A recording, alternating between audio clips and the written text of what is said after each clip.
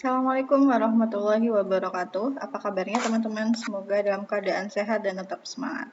Baik, kali ini materi kita adalah demokrasi Indonesia. Sebelumnya silakan mendownload materi saya ya. Baik, demokrasi Indonesia di sini yang pertama adalah ada dua subbab di sini, makna demokrasi dan prinsip-prinsipnya, serta demokrasi Indonesia adalah demokrasi Pancasila. Baik, kita lihat demokrasi itu apa?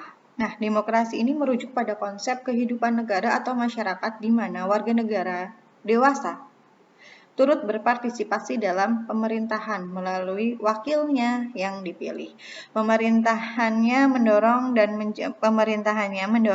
menjamin kemerdekaan berbicara, beragama, berpendapat, berserikat, menegakkan rule of law, adanya pemerintahan mayoritas yang menghormati hak dari haknya, kemudian ada minoritas dan masyarakat yang warga negaranya saling memberi perlakuan yang sama. Ini adalah demokrasi. Jadi semua orang memiliki hak yang sama. Mau tua, muda, kaya, miskin, ada di kota, ada di desa, semuanya memiliki hak yang sama. Kemudian faktor pendukung dari demokrasi ini ada 4 hal. Yang pertama, negara hukum. Ini menurut Prof. Muhammad Yamin, kekuasaan berdasarkan undang-undang dan harus terhindar dari kesewenangan. Juga kontrol terletak pada rakyat.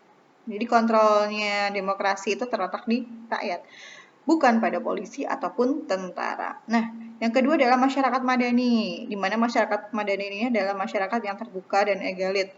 Dan infrastruktur politik. Jadi politiknya ada secara dewasa. Jadi bukan politik yang membabi buta atau politik yang secara ancaman dan politik yang seperti anak kecil ya.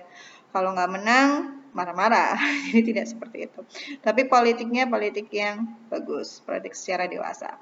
Nah, ada ormas dan juga ormas ini organisasi masyarakat dan organisasi profesional. Ada dokter, ID, di situ ada perkumpulan ID, kemudian IBI, kalau IBI itu Ikatan Bidan di Indonesia. Nah, dan yang lainnya. Selanjutnya adalah pers yang bebas dan bertanggung jawab. Nah, harapannya untuk teman-teman media adalah menjadi pers yang bebas dan bertanggung jawab. Artinya dia bebas menuliskan apapun, tapi harus secara bertanggung jawab, bukan hal yang hoax, gitu ya. Kemudian prinsip demokrasi menurut Robert adalah kontrol atas keputusan pemerintah, pemilihan umum yang jujur, hak memilih dan dipilih, dia bebas untuk memilih siapa saja tanpa ada paksaan ataupun siapa sih harus memilih siapa begitu ya, tekanan begitu tidak. Kebebasan menyatakan pendapat tanpa ancaman, kebebasan mengakses informasi dan kebebasan secara berserikat.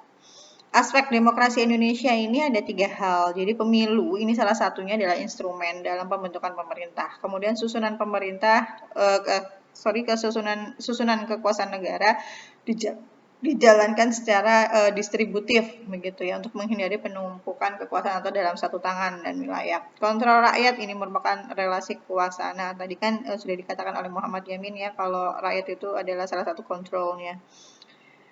Kemudian bentuk demokrasi menurut Torres ada 2, yakni formal demokrasi dan substantif demokrasi.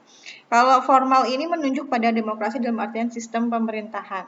Nah, kalau demokrasi yang substantif ini bagaimana proses demokrasi itu dilakukan. Begitu. Jadi prosesnya seperti apa? Demokrasi Indonesia adalah demokrasi Pancasila. Demokrasi asli Indonesia itu adalah rapat, mufakat, gotong royong, hak protes, hak menyingkir dari kekuasaan. Itu adalah demokrasi asli dari Indonesia. Karena itu Indonesia terkenal dengan warganya yang suka atau gemar gotong royong. Nah, ini salah satunya adalah demokrasi di Indonesia. Demokrasi Indonesia bersumber dari ideologi nasional. Kemudian Pancasila merupakan dasar dan pendukung untuk demokrasi di Indonesia. Selanjutnya adalah demokrasi Pancasila. Ini ada secara luas dan secara sempit. Ketika kita berbicara secara luas, kedaulatan rakyat yang didasarkan atas nilai Pancasila pada bidang politik, ekonomi, sosial. Dan kalau secara sempit, kedaulatan rakyat yang dilaksanakan menurut hikmah kebijaksanaan dalam permusyawaratan dan perwakilan. Kemudian nilai-nilai demokrasi dalam Pancasila ada 3 hal: sistem perwakilan, ini berdasarkan sila keempat, kemudian prinsip musyawarah sila keempat juga, dan prinsip ketuhanan berdasarkan sila pertama. Dan perkembangan demokrasi di Indonesia ini ada 4 periode ya. Ada di tahun, bukan di tahun, di periode 1945 sampai 59 ini menonjol peranan parlemen di setiap partai. Kemudian di 59 hingga 65 ini menampilkan dominasi presiden dan terbatasnya peran partai politik.